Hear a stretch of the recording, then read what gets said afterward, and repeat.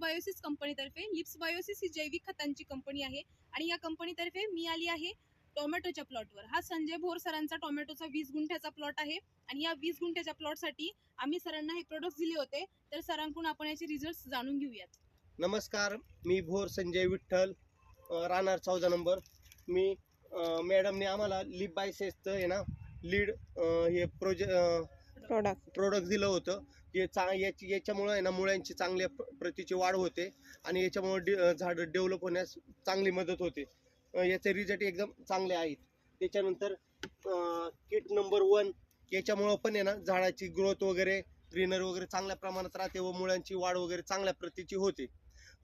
First grade व second grade kit दोन्ही पण यूज केलेलं आहे.